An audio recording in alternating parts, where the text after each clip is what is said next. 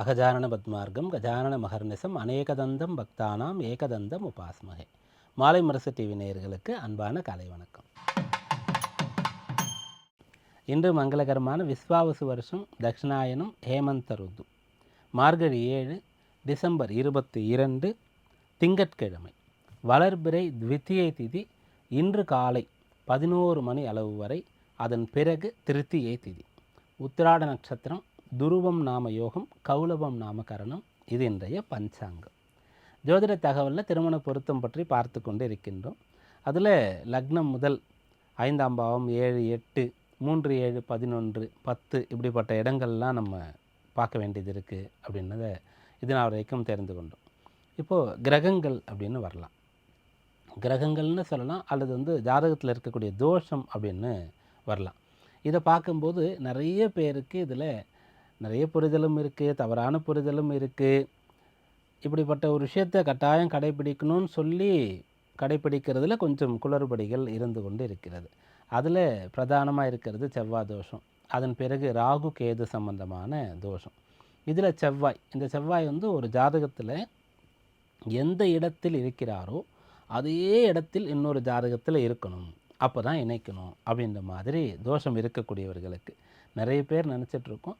இது அப்படியே நம்ம எடுத்துக்கணுன்ற அவசியம் கிடையாது. பொதுவாக என்ன சொல்கிறாங்கன்னா, செவ்வாய் தோஷம் இருந்ததுன்னா தோஷம் இருக்கக்கூடியவர்களை சேர்க்கணும், இல்லாதவர்களுக்கு இல்லாதவர்களை சேர்க்கணும் அப்படின்வாங்க. இதுவும் கூட அப்படியே 100% இல்லை. ஏன்னா இப்போ தோஷம் இருக்குன்னு சொல்கிறாங்கன்னு சொன்னால் அதற்கு விதி விலக்குகள், எக்ஸம்ஷன் கொடுத்துருக்காங்கல்ல, அதையும் பார்க்கணும். அப்படி பார்க்கும்போது நிறைய தோஷங்கள் ரத்து ஆகிடும் ஜாதகத்திலேயே. ஆனால் அதை எல்லாரும் ஏற்றுக்கொள்ளணும். இவங்க எப்படி விதிகளை ஏற்றுக்கொள்கிறார்களோ விதி விலக்குகளையும் ஏற்றுக்கொள்ளணும். இல்லை விதி விலக்கெல்லாம் அந்த அளவுக்கு, அது என்ன இருந்தாலும் அந்த அளவுக்கு இல்லைல்ல அப்படின்னு சொல்லி செகண்ட் கிரேடு தானே, விதி விலக்கு தானே, தோஷம் இருந்தான்னு அப்படி அதை எடுத்துக்கொள்ளக்கூடாது. ஏன்னா இது செவ்வாய் இங்கே இருந்தால் தோஷன்றதை நாம் தீர்மானிக்கலை. விதி விலக்காக எக்ஸம்ஷன் இங்கே இருந்தால் அது நிவர்த்தி ஆயிடுச்சுன்னு யார் சொன்னாங்களோ அவங்க வகுத்தது தான் விதி. அப்போ ஒன்றை எடுத்துக்கொள்ளும்போது மற்றொன்றையும் எடுத்துக்கொள்ள வேண்டும். அதனால் செவ்வாய் தோஷம் ஒரு ஜாதகத்தில் இருக்கிறது என்று சொன்னால் இன்னென்ன ராசிகளில் இருந்தால் அது விதி விலக்கு ஆகிறது, இன்னென்ன மாதிரி அதனோட மற்ற கிரகங்கள் சேர்ந்து இருந்தால் விதிவிலக்கு ஆகிறது, இன்னென்ன பார்வைகள் இருந்தால் விதிவிலக்கு ஆகிறது, இந்த லக்னத்தில் பிறந்தவர்களாக இருந்தால், இந்த ராசியில் பிறந்தவர்களாக இருந்தால் விதிவிலக்கு ஆகிறதுன்னு அதுக்கு நிறைய சொல்லியிருக்காங்களே, அதை பார்க்கணும். அதனால் ஒரு ஜாதகத்தை எடுக்கும்போது முதல்ல செவ்வாய் எங்கே இருக்கார், அப்புறம் பொண்ணு ஜாதகத்தில்னா பையன் ஜாதகத்தில் எங்கே இருக்காருன்றதை மட்டும் நம்ம பார்த்தா சரியாக இருக்காது. அது எங்கே இருக்காருன்னா தோஷத்தில் இருக்காரா, விதிவிலக்கு ஆயிடுச்சா அப்படின்றத பார்க்கணும். அந்த ஜாதகருக்கு அவர் நன்மை செய்யக்கூடியவரா தீமை செய்யக்கூடியவரா அப்படின்றத பார்க்கணும். அவருடைய தசை இப்போ நடப்பில் இருக்கிறதா, இப்போ கல்யாணத்தப்போ இருக்கா, உடனேயே வரப்போகிறதா, ரொம்ப வருஷம் கழித்து வருதா, அல்லது பூர்த்தி ஆயிடுச்சா, இதையும் கூட நம்ம பார்க்கணும். அந்த செவ்வாய் அப்படின்றவர் எந்த நட்சத்திரத்தில் இருக்கார் அப்படின்றத பார்க்கணும். யாரோடு சேர்ந்து இருக்கார் அப்படின்றத பார்க்கணும். இதுபோல் நிறைய விஷயங்கள் இருக்கிறது. அதனால் பொதுவாக நம்ம இதில் ஒரு முடிவை எடுக்கக்கூடாது. செவ்வாய் அப்படின்னு சொல்லக்கூடிய ஒருத்தர் ஜாதகத்திற்கு மிக முக்கியமான ஒரு பலத்தை தரக்கூடியவர் தான், திருமணத்திற்கு மிக முக்கியமான பலத்தை தரக்கூடியவர் தான். அவர் பலமாக இருக்க வேண்டியது அவசியம்தான். செவ்வாய் முழுக்க முழுக்க பலம் இழந்து போயிட்டார்னா அது தோஷம்தான், குறை தான். ஆனால் இது எந்த ஜாதகத்துக்கு அப்படின்றது மாறும். அதனால் நம்ம ஜாதக பொருத்தங்கள் பார்க்கும்போது நல்ல டைம் எடுத்துக்கிட்டு கவனித்து ஆராய்ந்து பார்க்க வேண்டியது அவசியம். அவசர முடிவு பார்த்த மாத்திரத்திலேயே முடிவு எடுக்கிறதுன்றது சரியாக இருக்காது. அடுத்து இந்த நவகிரக நிலையை பார்ப்போம். மிதுனத்தில் குரு, சிம்மத்தில் கேது, விருச்சிகத்தில் புதன், தனுசில் சூரியன், சந்திரன், செவ்வாய், சுக்கிரன், கும்பத்தில் ராகு, மீனத்தில் சனி. தனுசில் இருக்கும் சந்திரன் இன்று காலை 10 மணி அளவிலே மகரத்திற்கு பயிற்சி ஆகிறார். இந்த நவகிரக நிலையை கொண்டு இன்றைக்கான ராசி பலன்களை பார்ப்போம். மேஷ ராசி என்பர்களே, இந்த நாளில் உங்களுடைய ராசிக்கு 9ஆம் இடத்தில் இருக்கக்கூடிய சந்திரன் காலை 10 மணி அளவில் 10ஆம் இடத்திற்கு வருகின்றார். 10ஆம் இடம் ஜீவன பாவம், இந்த இடத்துல சந்திரன் இருக்கார். அப்படி இருக்கும்போது சூரியன் சாரம் கிடைக்கிறது. அதனால் இன்றைக்கு வேலை சம்பந்தமான விஷயங்கள் அனுகூலமாக இருக்கிறது. உயர்கல்வியில் அந்த கல்வியின் மூலமாக இந்த உத்தியோகத்தை அடையிறதுக்காக தேர்வு எழுத போகிறேன் அப்படின்னு சொல்லக்கூடியவர்கள், அந்த நேர்முக தேர்வு இருக்கிறது என்பவர்கள் இந்த நாளில் பலன் அடையக்கூடிய யோகம் இருக்கிறது. ஒரு வீடு கட்டுறதுக்காக ஒரு அப்ரூவல் வாங்கணும், ஒரு பிஸ்னஸுக்காக ஒரு அனுமதி வாங்கணும், ஜிஎஸ்டி அதெல்லாம் வாங்கணும் அப்படின்ற மாதிரி யாருக்கெல்லாம் அரசாங்க சம்பந்தமான அனுகூலங்கள் நடக்கணுமோ, உத்தியோகம் கிடைக்க வேண்டுமோ, உத்தியோகத்தில் இருக்கக்கூடியவர்கள் முன்னுக்கு வர உயர ஏதாவது செய்ய வேண்டுமோ, அதற்காகவெல்லாம் இந்த நாளை பயன்படுத்தி கொள்ளலாம். அஸ்வினியில் பிறந்தவங்க இந்த நாளில் இப்போ நம்ம சொன்ன மாதிரி இந்த நாளில் இதை செய்யணும். எதனால் அதை சொல்கிறோம் அப்படின்ற மாதிரி ஒரு கணிப்பு பார்த்தோம் இல்லையா? இதே போல் திட்டமிட்டு ஒவ்வொரு விஷயத்தையும் செய்தால் பலன் கிடைக்க பெறுவீர்கள். பரணியில் பிறந்தவர்களுக்கு சாதகமான இன்றைக்கு அப்படி நினச்சதை நீங்கள் செய்யலாம். என்ன புத்தியில் வருதோ அதை நீங்கள் செய்யலாம். பெருசாக மெனக்கெடணுன்ற அவசியமே இல்லை, பலன் கிடைக்கும். கிருத்திகையில் பிறந்தவங்க இன்றைய நாளில் கொஞ்சம் பணிவாக இருக்கணும். அது கொஞ்சம் கஷ்டம்தான் கிருத்திகையில் பிறந்தவர்களுக்கு. இந்த நாளில் அதை நீங்கள் ட்ரை பண்ணிங்கன்னு சொன்னால் அதனால் நல்லது நடக்கும். ரிஷபராசி என்பர்களே, இந்த நாள் உங்களுடைய ராசிக்கு 8ஆம் இடத்தில் இருக்கக்கூடிய சந்திரன் காலை 10 மணி அளவில் 9ஆம் இடத்திற்கு வந்துடுறார். சந்திராஷ்டமம் காலை 10 மணி அளவோடு பூர்த்தி ஆகிறது. அதனால் இந்த நாள் உங்களுக்கு அனுகூலமாக இருக்கும். 9ஆம் இடத்திற்கு வரக்கூடிய சந்திரன் சூரியன் சாரத்தை பெற்றிருக்கார். அப்பா சொல்படி கேட்டு நடக்கணும். வேலை பார்க்குற இடத்துல உங்களுக்கு மேலே இருக்கக்கூடியவர்களுக்கு கட்டுப்படணும், கீழ்ப்படியணும். படிக்கிற இடத்துல குருமார்களுக்கு கீழ்ப்படியணும். இதுபோல் எல்லா இடத்துலையும் நீங்கள் நல்ல விஷயங்கள் சொல்லும்போது அப்படியே ஏற்றுக்கொள்ள முன் வந்தால், எனக்கு சரின்னா தான் நான் பண்ணுவேன் அப்படின்னு சொல்கிறது கரெக்டாக இருக்காது. ஏன்னா சில விஷயங்கள் வயது கூட கூட அனுபவம் வந்தால் தான் தெரியும். அப்போ போய் ஃபீல் பண்ணக்கூடாது, அடடா அப்பயே பண்ணாமல் போயிட்டுமே அப்படின்னு சொல்லிட்டு. அதனால் இன்றைய நாள் கட்டுப்பட வேண்டிய நாள். கிருத்திகையில் பிறந்தவர்கள் மேஷராசிக்கு சொல்லும்போதே இவங்க கீழ்ப்படுகிறது கட்டுப்படுறதுன்றது கொஞ்சம் கஷ்டம்னு பார்த்தோம். எதனால்னா இவங்களுக்கு சுய கௌரவம் ஜாஸ்தி, ரொம்ப ஹானஸ்ட்டாக இருப்பாங்க, ஸ்ட்ரைட் ஃபார்வர்ட் நேர்மையாக இருப்பாங்க. நான் ஏன் பணிஞ்சு போகணும் அப்படின்வாங்க.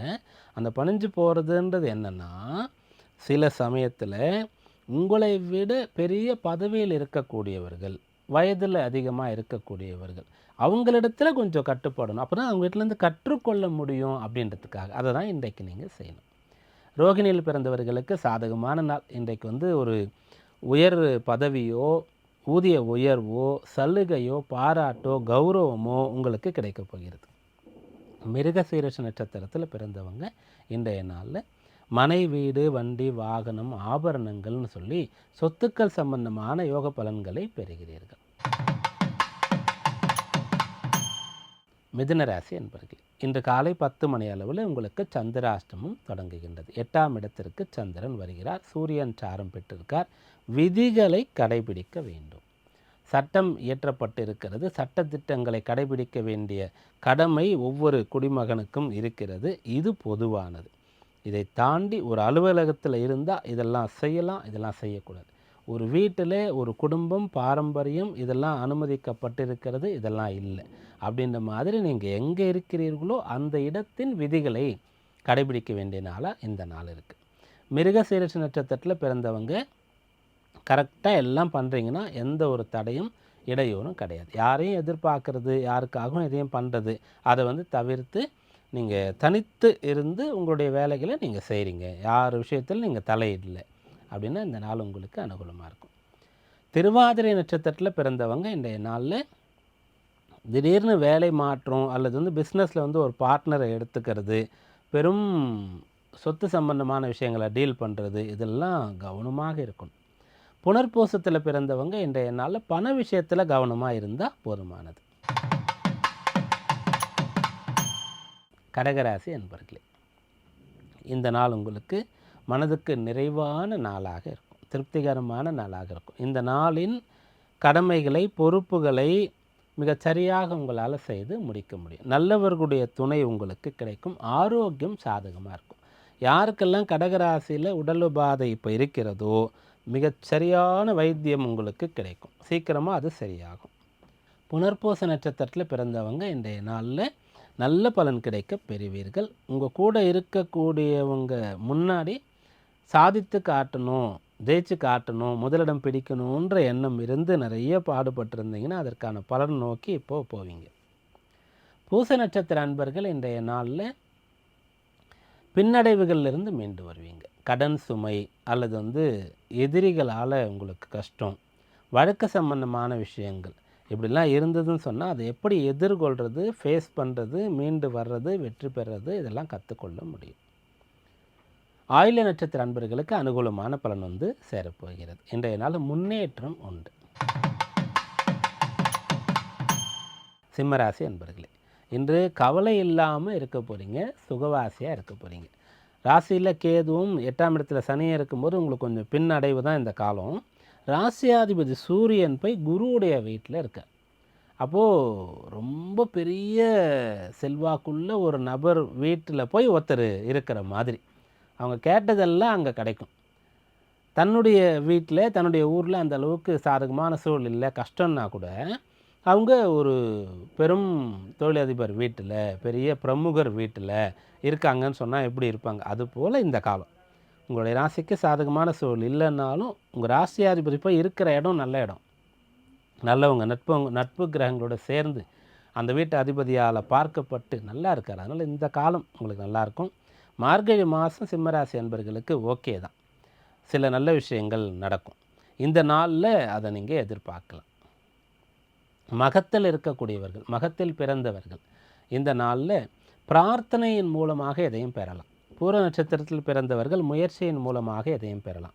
உத்திரத்தில் பிறந்தவர்கள் உழைப்பின் மூலமாக எதையும் பெறலாம். கன்னிராசி அன்பர்களே, இந்த நாள் உங்களுக்கு நல்ல சௌகரியங்கள் உண்டாகும். வாகனம் வேணும்னா வாங்கலாம், ஃபோன் வாங்கிறது, அதுபோல் லேப்டாப் வாங்கிறது, வீட்டு உபயோக பொருட்கள் வாங்கிறது, இதுக்கெல்லாம் சாதகமான அம்சம் உங்களுக்கு இருக்கிறது. பிடித்த பொருட்களை வாங்க முடியும்.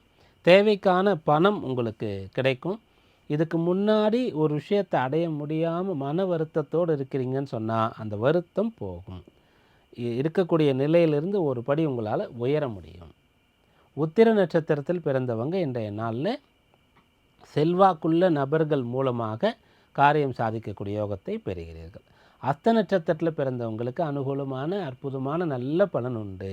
பிடித்த நபருடைய சேர்க்கை, பிடித்த நபரோடு சேர்ந்து இருக்கிறது, பிடித்த இடங்களுக்கு போயிட்டு வர்றது, பிடித்த பொருள் வாங்கிறது, பண வரவுன்னு சொல்லி நல்ல பலன் இந்த நாளில் இருக்குது.